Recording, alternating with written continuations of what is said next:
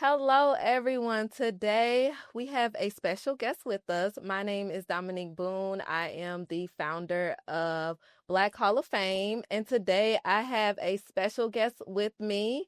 His name is Desmond Wiggan. He is a pioneer, a visionary, owner and founder of Battery Exchange, and my friend. So, everybody, welcome Desmond Wiggan. Appreciate it. I think that's what's most important. Your friend. Like Yes. we go way back. I Definitely mean, homies. wait. Yeah, like day one type vibes. So Literally.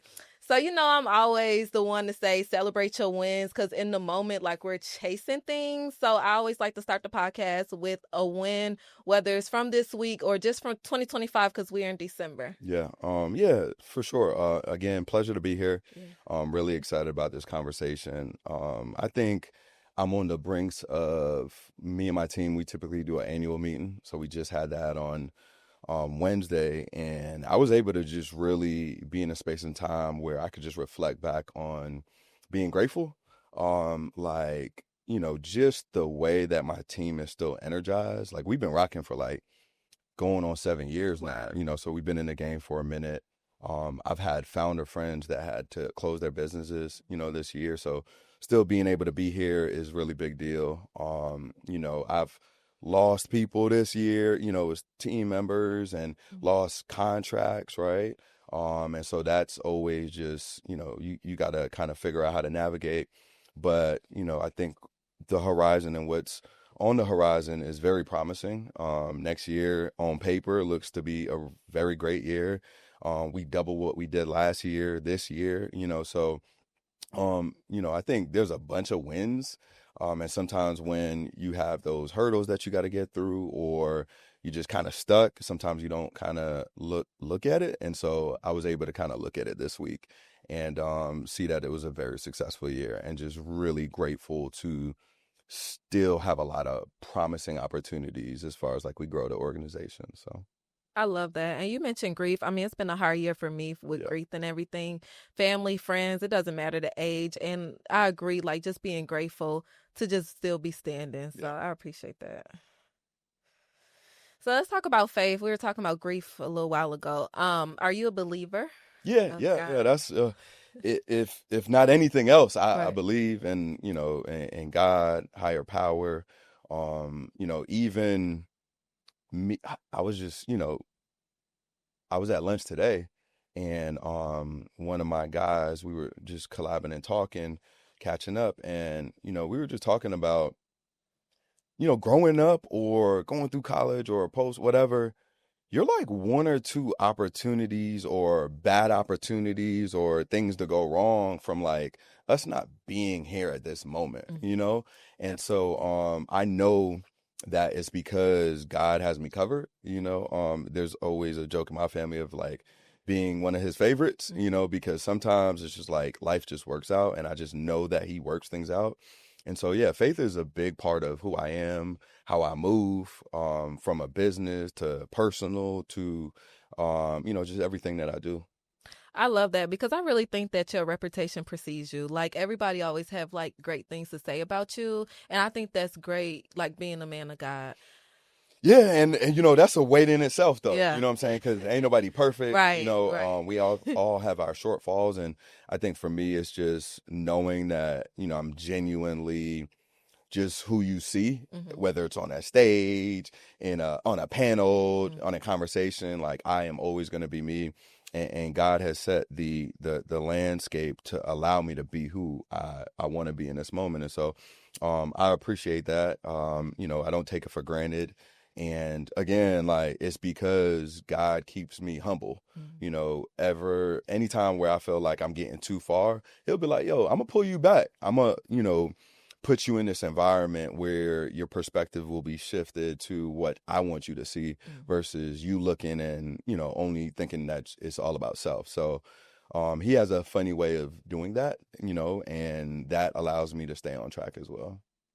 I love that. And you might not know this, but when we were working together years ago and we were talking about fasting and I was having a difficulty like just understanding what fasting really mean as an adult. And you like really helped me with that and you even said I'll fast with you. So like I appreciate that like just understanding turning the plate over to receive the blessings, and like along my journey, like it's been very helpful. Like, okay, maybe you just need to fast and Yeah. like just understand what God is trying to tell you, because it's like too many distractions around. And I think that's really big, like especially like where we come from, Yeah. like humble beginnings, and just understanding, okay, you just might need to take a step back and just get a clear picture. So I do appreciate that. Yeah, and I really remember that moment because we were together, and I always what's crazy is you were probably one of the first people that I was like open with about fasting, because I felt like one side of the table is people think it's just a joke, they don't take it that serious, Mhm. and then the other side is I think people sometimes think you're like kind of crazy enough, but bragging about like, your connection to God or whatever. And I just felt in that moment that that was what you needed. And that was God speaking through me to you, which I'm just a vessel. Right. And so I'm grateful that you were able to do that. But that's a big part of like why I'm here today in this capacity, in this space, is because I don't always want to do it too. That's the thing. Right. That's It's not something big. that's easy. It's not easy. Don't take it lightly. It is not something that's easy. But when you are going through a season of change, or things seem unclear, I think it's very important for you to, remove of different things that you don't know is there. And the way to do that is like getting deeper connected to Him. And the way that I've been able to do that is through fasting, and so there's multiple times throughout the year that I do that. And again, it's never easy. Right. And it's fasting from a lot of different things now. It's Mhm. sometimes it's, just eating, or, throughout the times of day. Sometimes it's drinking, sometimes it's, doing whatever. Mhm. Like I'm fasting from candy right now, Yeah. with, Yeah. with my church, because we on a sugar fast. Mhm. And so again, all of those moments are to allow you to remove of what you think you need so that He can give you what you need. So I love that. I love that. Okay, we're gonna switch gears a little bit, and we're gonna talk about Battery Exchange for a moment. Just talk about a little bit about the problem that you solved with your company and what it took. Because what I can remember from you is you was at every single pitch competition in the beginning for like 2 years straight, like learning. And I don't think people really see that or even know that about you, because I would say you one of the best pitch persons. Like you're able to really get the money at the end. You know what I'm saying? Like it's one thing to pitch, but then when you pitch for money and win every time, like I think that's big. So just talk about a little bit about your company and what it took to get to where you're at. yeah, it's crazy, and I love that you have been a part of like my journey over the last few years, because you could see, the growth, and you Mhm. could appreciate that. But the what we solve is, a problem that everybody has. Like it's, need for connectivity, right? We all have mobile devices. We need it at different times, whether it's to call a loved one, FaceTime, do work. You go to an event, you need a ticket. You know what I'm saying? Everything is cashless now, and so for us, it's all about the industry itself was so old. We still rely on outlets Mhm. and all these different things. And so we were just like, man, how can we just like add a level of innovation and make it accessible for any and everybody through a mobile application. And so, now we've placed hundreds of kiosk machines throughout hospitals, convention centers, municipalities, major events, all the universities, the works, Mhm. just so that people could get access to energy and be able to kind of be on the go, right? And Yeah. still kind of what we say, live life charge. And so that's the premise of, the problem and the opportunity that we saw, and why we wanted to divulge into it. And then now, again, 6 years going on 7, it's been a lot of growth, but it's all about reps. Those early stages of being in the trenches, doing the pitches, it was building that muscle, building that resilience of feeling like I need to own every stage. Mhm.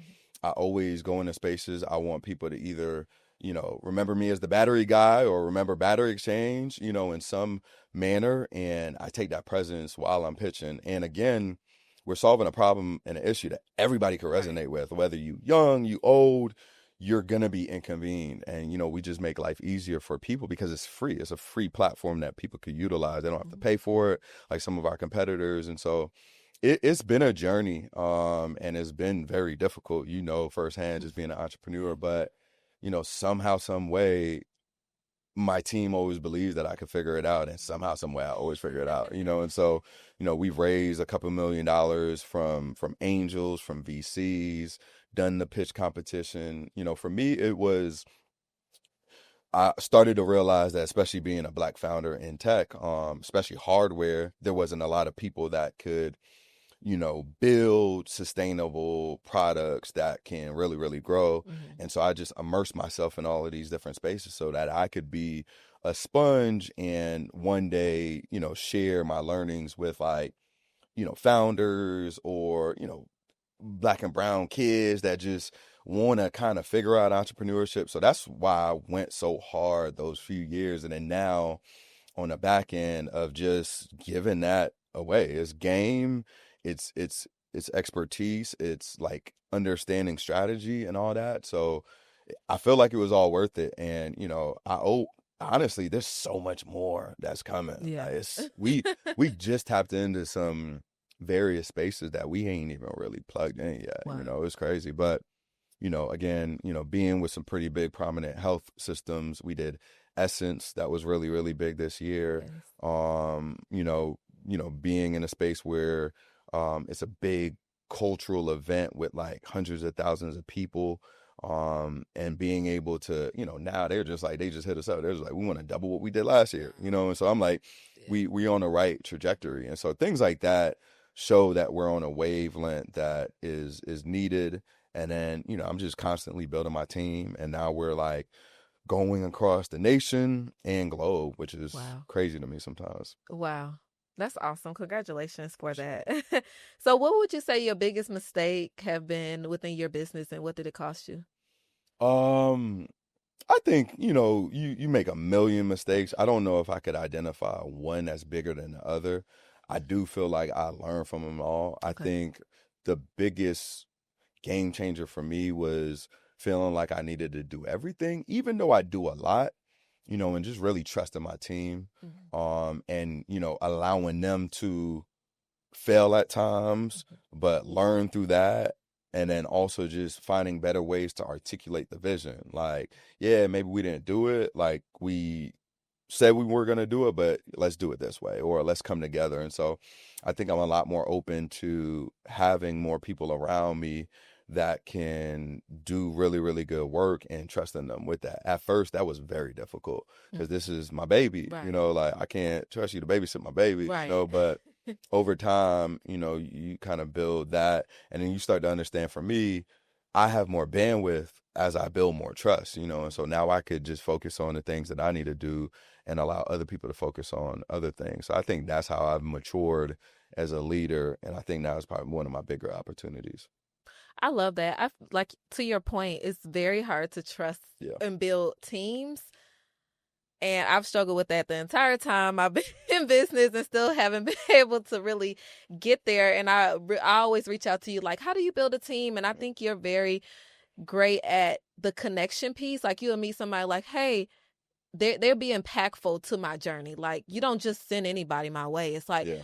okay, you might need guidance more than a teammate, and then you will send them my way, whether they may sit on my board at Leslie's Laundry, or they may be in the operations. Yeah. So I think that's great, and I think you're good at identifying talent and then put them in the right places. Yeah, and I'm big on just, everything for me is genuine. Yeah. I've gotten people that are on my team from university pitch competitions, and it's just like, man, I saw something in that kid that, they'll one day build something phenomenal, but if they could experience me for a few months or a few years, I think it'll help them grow.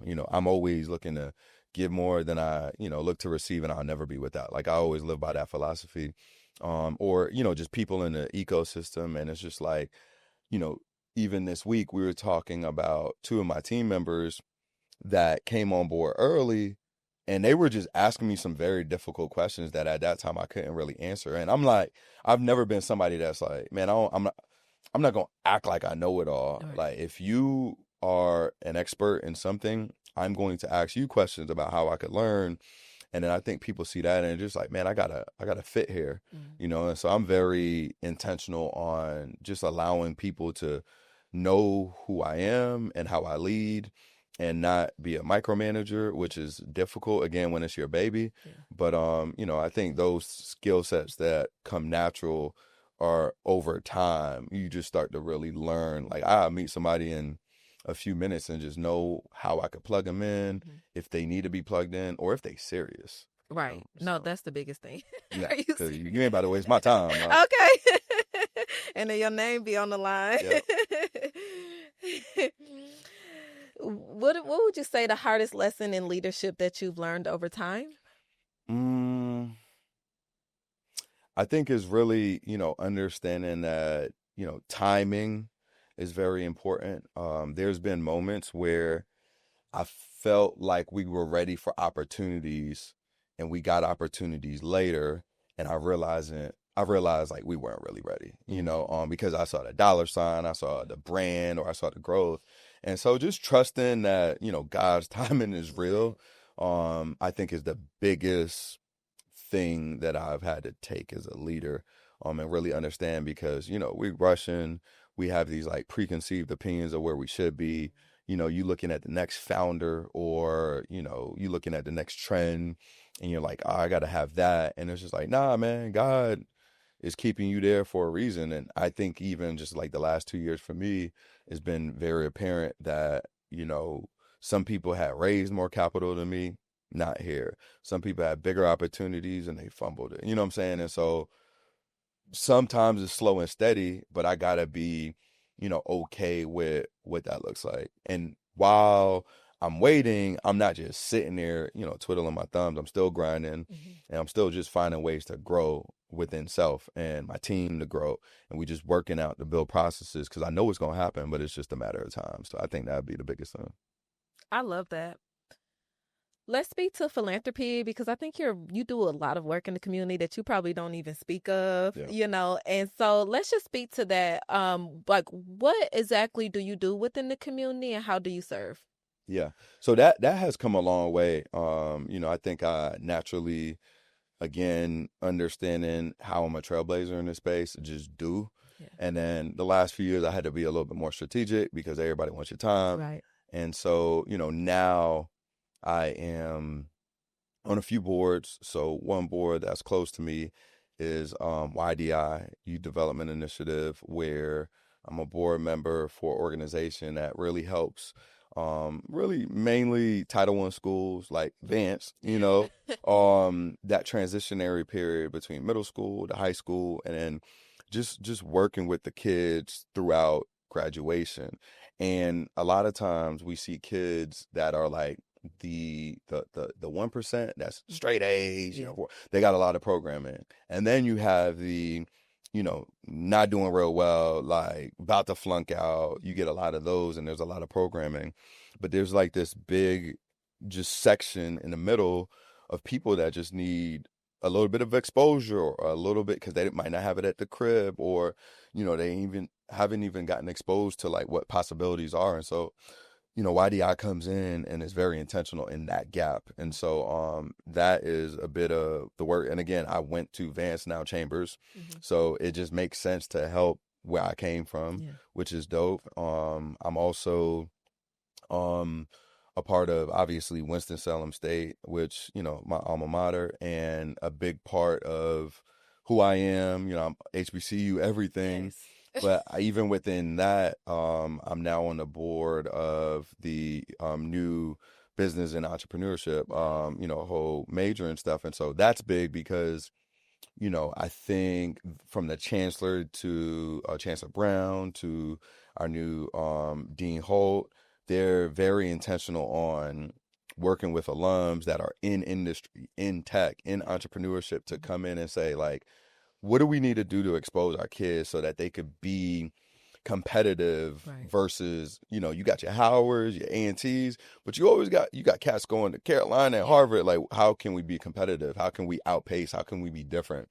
And so, that's a natural space as well that I'm really excited about, helping. So whether it's, judging a pitch competition or bringing in programming, it's all to expose the students. And we got our kiosks on campus. So I think the strongest story for those kids is not like sometimes you get on a panel and somebody talks and it's like, they got a software company that you don't even know what you can't touch Right. it. For us, it's like you could touch it. Yeah, Like you could see it on campus. absolutely. I met the guy that runs this company Right. and he came from Winston Mm. and he came from where I came from. So I think that's a natural thing that is very important for me. And then I think one of the last spaces that I'm starting to spend a lot of more time in is, I wanted to find ways to be of value from a business growth mindset, but it not be like straight business. And so I really fell in love with the last few years with like art Mm. and like black artists. And so I'm on the board of 918 which is a black owned art gallery here. Nice.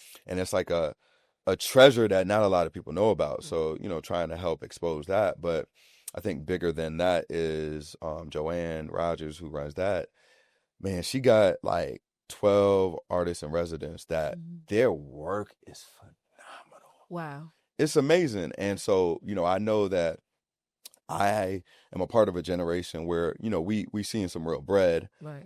And I want to expose our communities to, instead of going to at home or to Walmart or Walmart, or whatever it is to like get art, like let's have art that speaks to us, and so like there's an African artist, there's people from all across the world that are here doing some really great art. And sometimes we think that art is a bag if it's from those spaces, but a lot of times you could talk to the artist and do a payment plan or just whatever it may be. So those are the preliminary spaces of what philanthropy looks like for me.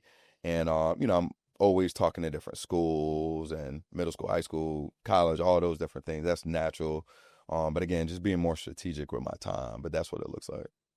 I love that. And the students need us. Like you say, we just opening up the door for our children. You know what I'm saying? So I think that's phenomenal, especially the work that you do at Winston. They better put some respect on you. But to your point, like even going to Fayetteville State and graduating, right, which is important. yeah, okay. And I just to be able to see and touch people, we never, like you said, had the opportunity to do that. It just didn't seem real. It was just like, okay, you graduate, you get a full-time 9 to 5, and this is what you do, and it's just like steps. Opposed to you can be an entrepreneur, you can actually create what you're doing while you're on campus right now. So to your point, just being on campus and serving the students, I think is very helpful, because a lot of times we can hear so much AI and see so much, but actually being able to see a real founder, and you're authentic. You give tangible things that you can do to be great. And a lot of times founders don't do that. It's like, I've always been the biggest, Yeah. And so I appreciate that, because you take the small steps. Like, okay, it doesn't matter where you're at along the journey. When people are speaking to you as a founder, they can take away something and use it to their journey to make them better. And these kids are really sharp, yo. Yeah. So I was at Winston the other day, and it was some phenomenal ideas. I think that I want to push the needle a little bit more. Like again, I raised capital post college, post China, post whatever. I think that there's an opportunity for kids to either make a lot of money Mm-hmm. while they're in undergrad or raise some capital while in undergrad, because they're competing against, people that's on, TikTok making money, Instagram making money. So it's just like, why can't you make money within the same age range of these other individuals and not have to just rely on like your social kind of aspect? So that's something that's a real big thing for me as well. I love that. So how important is ownership with your company? Because I know you started, well, yeah, when you started, it looks different than what it does now. Yeah. So like how important is ownership, and what can you tell someone starting off? Yeah.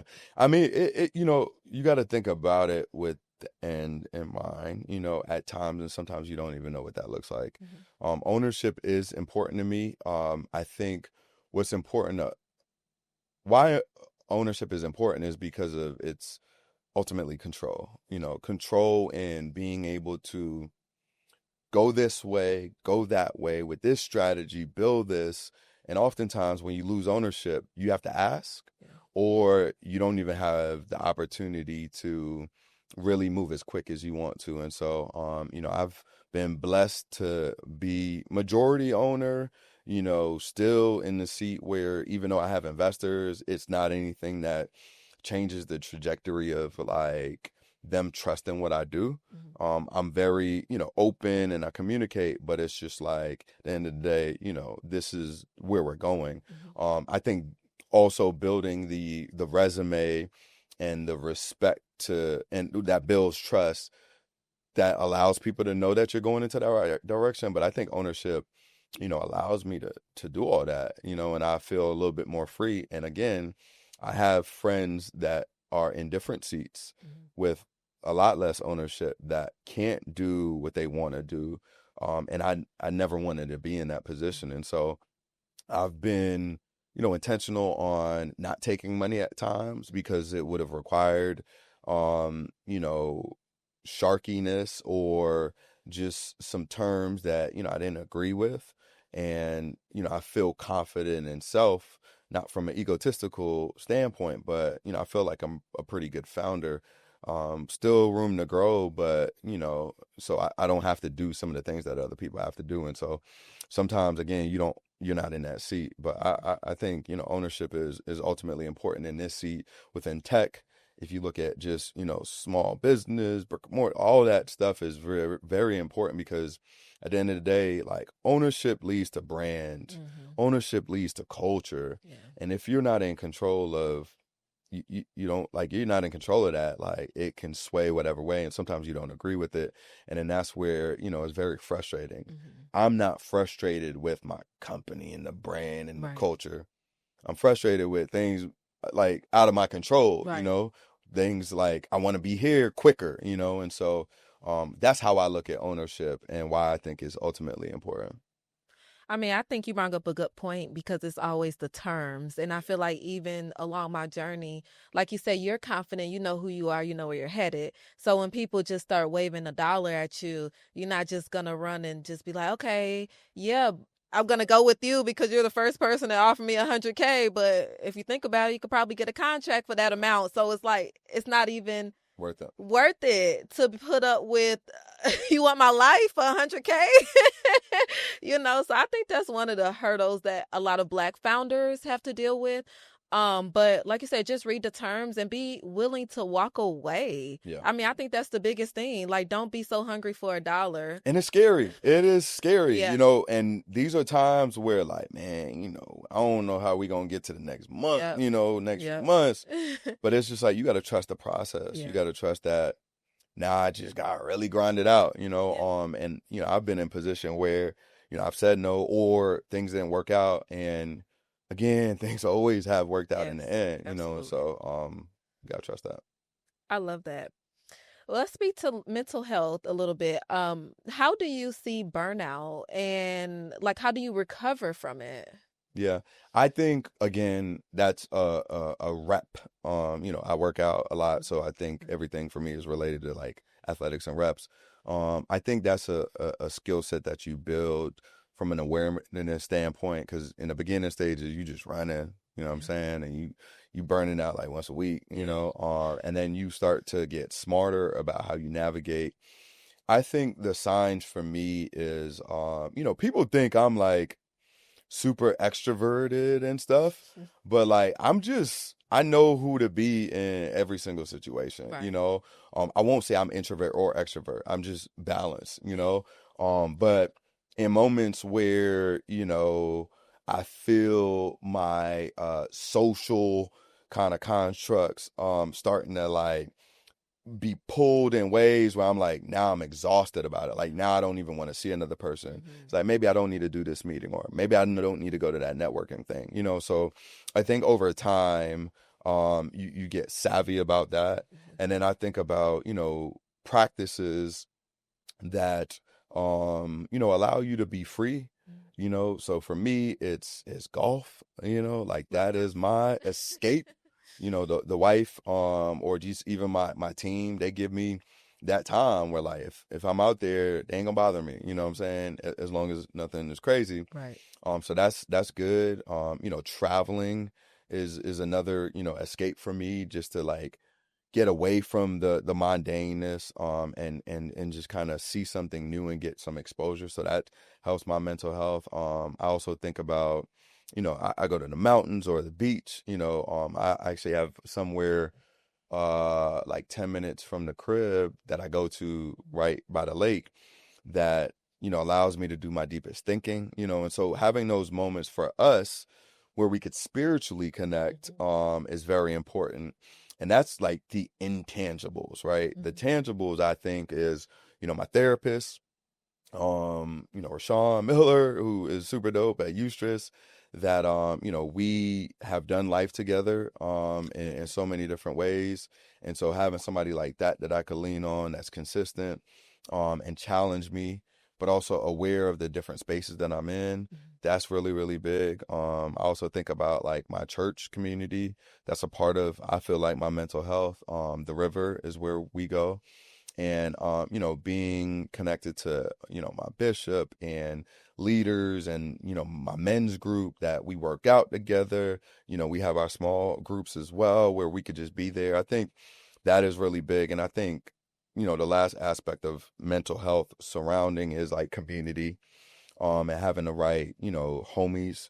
So I have my groups and my circles that, again, we're doing life together where we could lean on each other through the ups, the downs. We've all been through some crazy stuff, and we could count on each other and call each other when we need it. And so I think all of that engulfs, how intentional you got to be within mental health, and just understanding that, like, once you see yourself getting outside of what calm is, what peace is, you got to identify the one or two things that are throwing you off.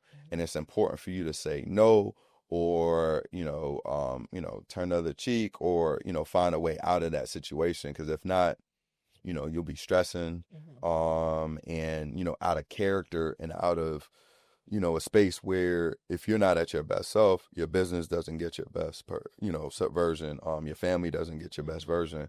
And so I think even in mental health, you understand the importance of that, the people that rely on you, and it's just like, man, if I'm not well here, I can't be, well physically for them too. I love that. I think this year I've been intentional about mentorship because I really feel like mentorship is essential.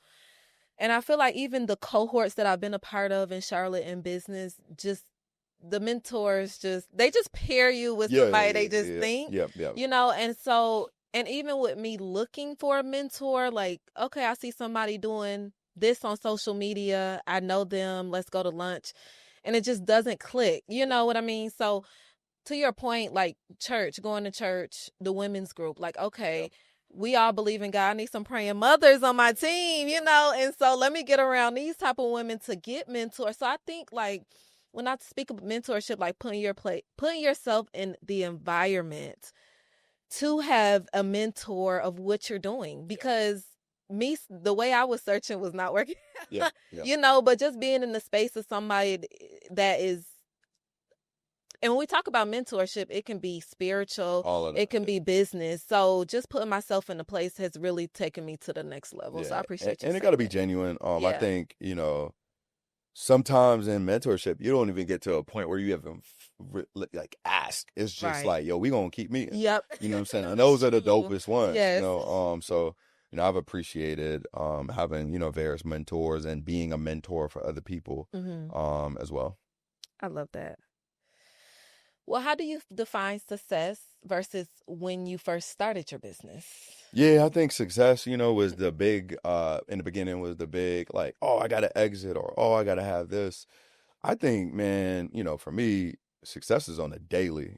How did I win today? Yes. Finding more opportunities to reflect back on that, or seasons, reflecting back on seasons, and just really thinking about the things that I've been through, the challenges that I felt like could have took me down, Yeah, and I'm for real. still here. Yeah. And so that's how I kind of look at success. But I think there's various lanes of success. Mhm. There's the super aspirational, wanting to be here levels of success, which I just don't feel like that weighs as heavy on me anymore. Mhm. I think for me, that other lens is just the ability to be present Mhm.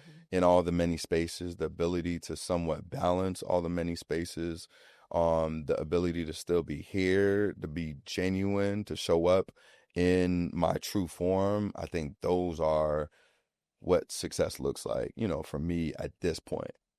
I love that. And I love the shift, like you said, like just being present opposed to like the grind, the day-to-day grind where you don't even see the wins. Well, this is a portion of our show that I want to give you your flowers. I feel like you've been phenomenal on my entrepreneurship journey, even though we've been knowing each other since I like know, middle yeah, school. literally, But yeah, you have been the one, and I just want to share a quick story because I remember you hit me up and you was like, Johnson C. Smith need a speaker. yeah, You should be on the panel. I'm like, okay. So I followed up, and they were the first people that paid me yeah, to do for the speaking yeah, engagement. bro, yeah, And I just started thinking, I was like, you know what, like. Wiggs, you the only one that really put me on to money. Like, yeah, you do the referrals too, but it's like the people that really like put money in your pocket. And then the blueprint last December, literally a a year year ago, yeah, ago. it just came over my story. Yep. Yeah, And you really, I won a pitch competition. I think it was $1,500, but you put three founders in the room with stakeholders yeah, to elevate our business. And I was able to get success after that and speak to those people I probably wouldn't be in a networking event, be able to have that yeah, opportunity. So I just really appreciate that. And you just do it off the love, but sometimes you just need to hear thank you. yeah. So these flowers are Okay, for okay, you while okay, you yeah, can that's still beautiful. smell Appreciate it, them. appreciate it. Yeah, beautiful flower. Yes. So just know that your work that you're doing is phenomenal. And I just wanted to say the thank you. And, we've been rocking for a long time. And yeah, just thank you. Yeah, and I say this, I think that it means a lot to hear that from you because like you are worth, the whatever energy that I put into you, whatever opportunity or just conversation at times, it'd be worth it, because I know you are hungry, you're gonna go above and beyond to over deliver, and be professional. And, not everybody is like that, so I just appreciate you for any opportunity that I say, I got this or I'm thinking about this, and you just are open to that, Mhm. but appreciative of that side of the table too. Absolutely. So, one last question I have for you. So, speaking of your legacy, how do you want to be remembered? Period. Not even just business, just overall, like your legacy wise. You're big on generational wealth with your two children and your wife, and just how you want it to be remembered when it's all said and done. I think that I don't know if I have like a fine-tuned answer to that. I think I just want people to, be able to see the impact that was created from the work that I did and, you know, the tangible success. I do want people to be able to see that. I do want to be able to reinvest, my from my growth, my my success on paper, to be able to like do some stuff in the community, invest in funds, entrepreneurs, all those different things. But at the end of the day, it's just like when I leave here, is it a job well done on just the natural opportunities for people to like believe that they could become more than what they thought they could, and so like that is from a legacy standpoint. I want my children to be able to see that impact so that they could do it in their world. I want entrepreneurs like us, right, to be able to do that in their world, right? Because there's a entrepreneur that's in the service industry that's looking at you, and I hope that what I give to you, you can give to them, what I'm saying, so forth and so on. So that's it. Like the genuine nature of just not needing the accolades and the awards and stuff like that, that sometimes is difficult, but it's a, a hat I wear proudly. Mhm. And I just want people to know that that was the true essence of why I did what I did, is because, people deserve an opportunity to showcase their talents and their beauty and their awesomeness, and not have restrictions or preconceived judgment, and they didn't even get the opportunity. So I'd say that. I love that, and I love to see your children pitching when they're doing Yeah, their. yeah, It's yeah, like yeah, yeah, it's like a yeah, mini you, yeah. your It's son crazy. and your Yeah, daughter. It's so amazing. So they already watching you. You're yeah. doing a great job. Appreciate it. So is there anything else that you want to tell the audience today? Nah, I'm Mhm. pretty sure we'll have the socials tagged to, whenever this is live. But, proud of you. Thank you. Really excited. I think this is a perfect platform.